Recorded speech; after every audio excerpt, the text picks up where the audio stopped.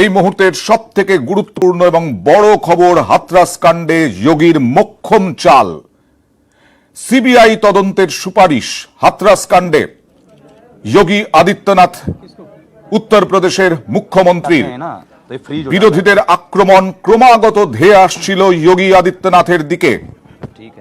হাথরাস কাণ্ডে সেই সিবিআই তদন্তের সুপারিশ করে ভোঁতা করতে, আক্রমণকে ভোঁতা করতে কৌশলী যোগী আদিত্যনাথ।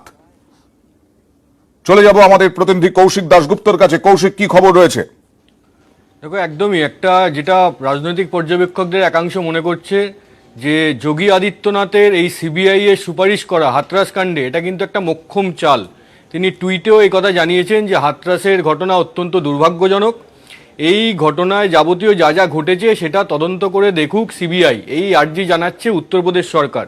এই যে সুপারিশটা করা হলো, এই এক ঢিলে কিন্তু যোগী আদিত্যনাথ একাধিক পাখি মারার চেষ্টা করলেন। কীরকমভাবে? রাজনৈতিক পর্যবেক্ষকদের একাংশের ব্যাখ্যা যে হাথরাস কাণ্ডে সবার আগে আঙুল উঠেছে কার দিকে, কাকে ভিলেন করা হচ্ছে, মানে কার দিকে অভিযোগের আঙুল। সবচেয়ে বেশি প্রশ্ন উঠছে কাদের ভূমিকা নিয়ে, সেটা হচ্ছে যোগী প্রশাসন এবং পুলিশের ওপর।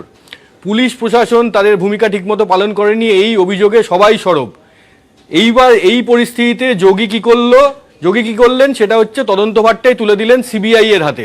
অর্থাৎ যোগীর পুলিশ প্রশাসন এই ঘটনার আর তদন্তই করবে না, ফলে তাদের নিয়ে আর কিছু বলারই নেই, তাদের আর প্রশ্নের মুখে ফেলারই নেই। এই একটা কৌশল তিনি নিলেন। এর পাশাপাশি কি, যোগীর পুলিশ প্রশাসনকে নিশানা করে বারবার বিরোধীরা সরব হচ্ছেন। কলকাতায় মমতা বন্দ্যোপাধ্যায়, দিল্লিতে আপ, কংগ্রেস, এবং কংগ্রেস শুধু দিল্লিতেই থেমে থাকেনি, কংগ্রেস রাহুল গান্ধী, প্রিয়াঙ্কা গান্ধী বারবার হাথরাসের উদ্দেশ্যে রওনা দিচ্ছেন। সেইখানে গত দুদিন আগে তারা বাধা পেয়েছেন, পরশুদিন, কিন্তু আজকে সেই রাহুল প্রিয়াঙ্কাকেও হাথরাসে ঢুকতে দেওয়া হলো।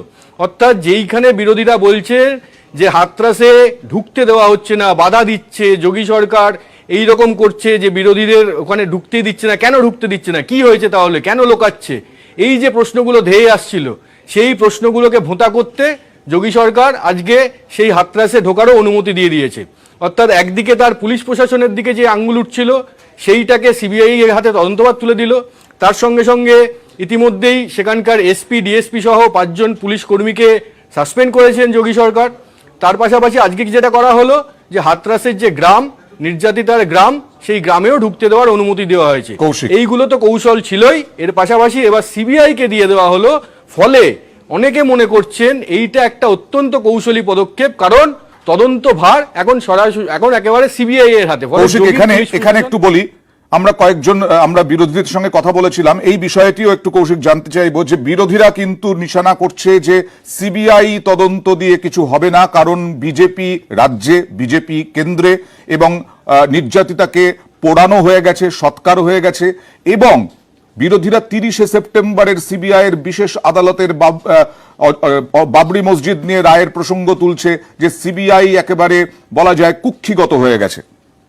কৌশিক, বিরোধীরা এই প্রশ্ন তুলতেই পারেন, বিরোধীরা এই অভিযোগ করতেই পারেন, কিন্তু বিষয়টা হচ্ছে বিরোধীদের এই অভিযোগ তারা সাধারণ মানুষকে কতটা বোঝাতে পারছেন, কিরকম ভাবমূর্তিটা তৈরি করতে পারছেন, কিরকম পারসেপশনটা তৈরি করতে পারছেন।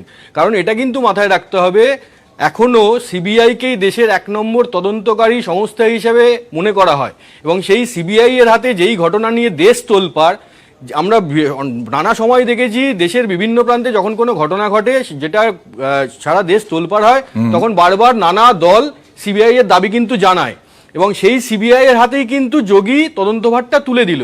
ফলে এরপর বিরোধীদের আক্রমণ কতটা জমি পাবে, কতটা তারা মানুষকে বোঝাতে পারবে, সেটা নিয়েও কিন্তু একটা প্রশ্ন থেকে যাচ্ছে বলে অনেকে মনে করছেন।